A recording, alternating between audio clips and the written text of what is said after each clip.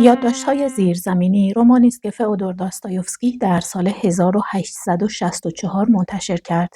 این اثر تا امروز یکی از مهمترین آثار ادبیات اگزیستانسیالیستی به شمار می‌رود. در این رمان، داستایوفسکی تلاش می‌کند تا وجود آزادی فردی را به عنوان جزئی ضروری از سرشت انسان توجیه کند. این رمان از دو بخش تشکیل شده. بخش نخست که زیرزمین نام دارد، از زبان راوی بینامی روایت می‌شود که به مرد زیرزمینی شهرت دارد. بخش اول به منزله مقدمه‌ای برای ورود به ذهن مرد زیرزمینی است. او مردی 40 ساله و تلخکام است که در آپارتمانی مخروبه زندگی می‌کند. او پس از به ارث بردن مقداری پول از شغل دولتی بازنشسته می‌شود. مرد زیرزمینی یک پوچگرای تمام عیار و مردم‌گریز است که سالیان دراز در زیر زمین یا در اعماق بیش آگاهی تأمل برانگیزش زندگی کرده و این یادداشت‌ها را زیر زمین نوشته است. یادداشت‌هایی که قصد ندارد برای عموم مردم منتشر کند. بخش دوم این رمان برف نمناک نام دارد.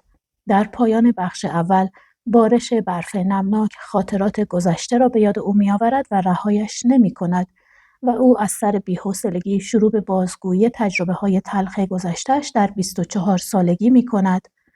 ناتوانی مرد زیرزمینی در تعامل با دیگران باعث میشه تلاش‌هاش برای برقراری ارتباط و مشارکت در زندگی به فاجعه ختم بشه و اونو بیشتر در انزوای خودش فرو ببره. مثلا در جایی از رمان می‌نویسه: نه، از روی لجبازی حاضر نیستم به دکتر مراجعه کنم. اینو احتمالاً درک نخواهید کرد. کبدم خراب است. خب، بگذار بدتر شود. ما از همان ابتدا با ذهن نامتعارف مرد زیرزمینی آشنا می‌شویم. او یک ضد قهرمان تمام عیار است. مرد زیرزمینی به شدت به انسان‌های اهل عمل حسادت می‌کنه، به افرادی که ظرفیت فکری کمی دارند و از شک‌ها، تردیدها و کینه‌هایی که جزئی از ضمیر پنهان او هستند رهاست. اما از طرف دیگه این فکر که او به لحاظ فکری بر دیگران برتری داره براش تسکین دهنده و تسلی بخشه. اگرچه این ویژگی مانع از مشارکت او در زندگی میشه آنطور که دیگران زندگی میکنن، ولی او دائما همه چیزو بیش از حد تحلیل میکنه و بنابراین قادر به تصمیم گیری نیست. زندگیش سرشار از خودبیزاریه. او به عنوان فردی یتیم هرگز روابط عادی و محبت‌آمیزی با دیگران نداشته. او معمولاً وقت خودشو صرف مطالعه ادبیات میکنه، اما با تأمل در واقعیت از پوچی آن آگاه میشه و این تضاد اونو بیش از پیش از جامعه بیگانه میکنه.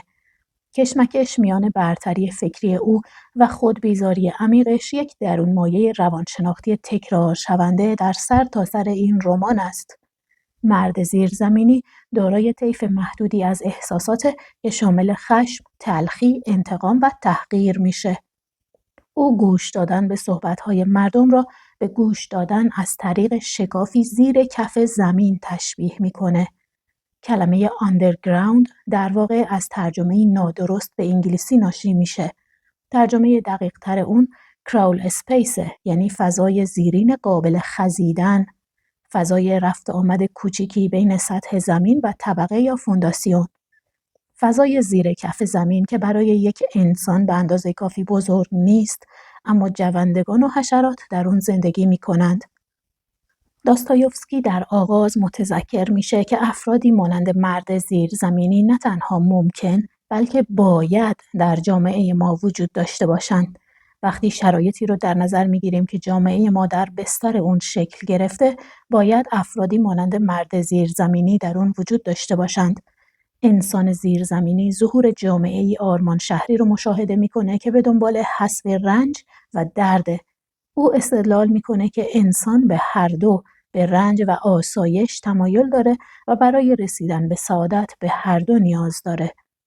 از نگاه او ما خواهان خوشبختی هستیم، اما استعدادی خاص در بدبخت کردن خودمون داریم. انسان گاهی به طرز فوق‌العاده و شورانگیزی عاشق رنج است و این یک حقیقت است. مرد زیرزمینی از فایده‌گرایی قرن 19 انتقاد میکنه. مکتبی فکری که میکوشید با استفاده از فرمول‌های ریاضی امیال انسان رو با منافع او همسو کنه. او به این نکته اشاره میکنه که فرد به دلیل وجود خصیصه بنیادین غیرعقلانی در بشریت همواره علیه ایده بهشت که به جمعی از مردم تحمیل شده باشه طغیان خواهد کرد. ما به عنوان فرد گاهی اوقات به نفع خودمون عمل نمی‌کنیم. مرد زیرزمینی صرفاً برای اثبات وجود فردی و برای به کار بستن اراده آزاد خودش به این نوع نفع شخصی روشنگرانه حمله می‌کنه.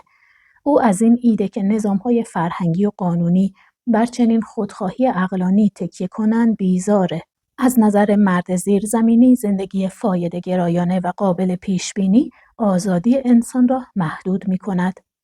زندگی می‌تواند چنان به طرز خارق‌العاده‌ای غیرعقلانی باشد که همه چیز ملال‌آور باشد. این گزاره یعنی اصرار مرد زیرزمینی که میتونه از دندان درد یا دردهای کبدش لذت ببره، روشی برای مقابله با باورپذیری راحتی در زندگی است، اگرچه او به این رفتار بیفایده افتخار نمی کند. به بیان دیگر، این قاعده که 2+2=4 است، او را خشمگین می کند. او آزادی می خواهد تا بگوید 2+2=5 است. او خودش رو سرزنش میکنه که نه آنقدر شروره که فرومایه باشه و نه آنقدر ناچیزه که یه حشره باشه. انسان چیزی را که به ضررش باشد نمیخواهد. اما انسان آزادی را بیشتر از خوشبختی میخواهد. یعنی توانایی انجام آن چیزی که میل دارد، حتی اگر به خودش آسیب بزند. اما تضمینی وجود ندارد که انسانها از آزادی به شکلی سازنده استفاده کنند. شواهد تاریخی خلاف اینو نشون میده. اینکه انسان‌ها به دنبال نابودی دیگران و خودشون هستند. درباره تاریخ جهان هر چیزی میشه گفت. تنها چیزی که نمیشه گفت اینه که این تاریخ عقلانی است. تمام نعمت‌های زمینی را بر سر انسان ببارانید. او را در دریایی از خوشبختی غرق کنید، طوری که بر سطح آب جز حباب‌های سعادت چیزی دیده نشود. چنان رفاه اقتصادی به او ببخشید که کاری جز خوابیدن، کیک خوردن و پرداختن به بقای نسلش نداشته باشد. حتی در این حالت نیز صرفاً از سر ناسپاسی، از سر لجاجت دست به کاری ناپسند خواهد زد. انسان موجودی منطقی نیست و حتی اگر منطقی هم می بود، راه خودشو کج می کرد تا کاری خلاف عقل و عرف انجام بده. انسان به راه ساختن و خلق کردن علاقه داره، اما عشقی آتشین نیز به ویرانی و آشوب دارد. شاید انسان آن بنای باشکوه را تنها از دور دوست داره و از نزدیک هیچ علاقه‌ای بهش نداره. شاید تنها ساختن اونو دوست داره ولی نمیخواد در اون زندگی کنه. به عبارت دیگه، او از خود سفر لذت میبره، اما از مقصد نه. بخش اول رمان یادداشت‌های زیرزمینی سبکی روایی دارد و به عنوان مصداقی عملی برای ایده‌های انتزاعی این بخش عمل میکنه. رویدادهای مشخصی از زندگی مرد زیرزمینی رو در سن 24 سالگیش توصیف میکنه. این بخش به 3 قسمت تقسیم میشه.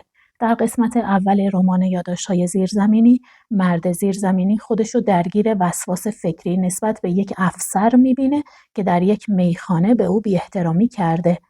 او بارها در خیابان از کنار افسر عبور میکنه، اما این افسر هرگز وجود اونو به رسمیت نمیشناسه. او در نهایت پول قرض میگیره تا یه پالتوی گرون قیمت بخره و به افسر طعنه بزنه تا برابری خودشو به اثبات برسونه. اما در کمال تعجب مرد زیرزمینی، افسر هیچ واکنشی نشون نمیده و بی آنکه متوجه او بشه به راهش ادامه میده. مرد زیرزمینی تحقیر شدن رو ترجیح میده، چون تحقیر در واقع به او احساس رضایت و قدرت میبخشه، چون خودش رو مسبب اون تحقیر میدونه. تا زمانی که بتونه ارادش رو به کار بگیره، براش اهمیتی نداره که نتیجه مثبت باشه یا منفی. بخش دوم رمان یادداشت‌های زیرزمینی، برف نمناک. این بخش حول یک مهمانی شام با دوستان قدیمی مدرسه میگرده. مرد زیرزمینی مشتاق توجه و دوستی آنهاست. اما دوستاش دیر به مهمونی میرسن و مرد زیرزمینی بسیار خشمگین و رنجیده خاطره و پس از مدت کوتاهی با اونا بگو مگو میکنه و با ابراز تمام نفرت خودش از جامعه، دوستاشون نماد اون جامعه میدونه. در پایان همگی بدون او راهی یک روسبی خانه پنهانی میشن. مرد زیرزمینی که هنوز از خشم در حال غلیانه دوستاشو دنبال میکنه و در اونجا با زنی به نام لیزا، یک روسپی جوان، برخورد میکنه و با او همبستر میشه. بخش سوم رمان با داستان مرد زیرزمینی و لیزا آغاز میشه که بی صدا و در تاریکی در کنار یکدیگر دراز کشیدند. مرد زیرزمینی لیزا را با رؤیاهای آرمان شهریش آشنا میکنه و اونو متقاعد میکنه که سرنوشتی وحشتناک در انتظار لیزاست. مرد زیرزمینی به لیزا میگه اگه همین مسیر رو پیش بری به آرامی بیفایده میشی و مرگی ننگین در انتظارته. بعد مرد زیرزمینی آدرسش رو به زن میده و میره. در ادامه مرد زیرزمینی مضطربه و میترسه که مبادا زن پس از آن که در نظرش چنین قهرمان جلوه کرده واقعاً به آپارتمان کهنه و محقر مرد بیاد. زن درست در میانه جر و بحث مرد با خدمتکارش از راه میرسه. مرد زیرزمینی پس از این که میفهمه زن از روی ترحم به دیدارش اومده بهش ناسزا میگه و اعتراف میکنه که در واقع اونو مسخره میکرده. بعد از این که میگه من فقط به دنبال سلطه بر تو بودم، بغض مرد میترکه و به گریه میفته. مرد زیرزمینی که یتیم بود و در زندگیش به ندرت طعم عشق رو چشیده بود، عشق را تنها در قالب سلطه کامل یک فرد بر دیگری میفهمه. بعد خودش رو سرزنش میکنه و میگه از وجود خودم وحشت زدم و بعد به دنبال زن میدوه اما دیگه زن رو پیدا نمیکنه. یادداشت‌های زیرزمینی به تمام ایدئولوژی‌های پیشرفت اجتماعی حمله میکنه. ایدئولوژی‌هایی که در آرزوی از بین بردن رنج هستند. این ایدئولوژی‌ها یک مشکل را حل می‌کنند و طبیعت ما را به سمت ناشاد بودن از راه‌های دیگه سوق میدند. ایدئولوژی‌هایی که در پی بهبود جهان هستند همواره نقصی در خود دارند. آنها رنج را ریشه‌کن نمی‌کنند، بلکه چیزهایی را که باعث درد می‌شوند تغییر می‌دهند. بنابراین زندگی تنها میتونه فرایند تغییر کانون درد باشه و همیشه چیزی برای عذاب دادن ما وجود خواهد داشت. کدومش بهتره؟ خوشبختی مبتذل یا رنج متعالی؟ رنج بخشی از وضعیت بشری است و اگر آن را همانطور که هست بپذیریم بسیار خوشبخت‌تر خواهیم بود. در پایان رمان یادداشت‌های زیرزمینی، مرد زیرزمینی میگه من در زندگیم چیزی را به نهایت رسانده‌ام که شما جرأت نکرده اید حتی تا نیمه راهش بروید. اینجا مرد زیرزمینی تصمیم میگیره به یادداشت‌هاش پایان بده.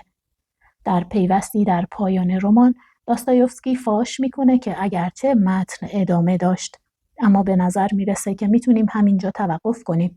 اگرچه او طرح داستان را در پایان بدون نتیجه قطعی معلق میذاره اما پایان نامشخص و تلخ در واقع بهترین پایان ممکنه، چون با وجود اینکه مضامین مطرح شده در کتاب و تقویت میکنه اونا رو حل و فصل نمیکنه و پریشانی عمیق روانی مرد زیرزمینی رو برجسته میکنه. خیلی سپاسگزارم که تا اینجای ویدیو با من همراه بودید. خوشحال میشم اگر در کامنت ها بنویسید نظر شما درباره رمان یادداشت‌های زیرزمینی چیست.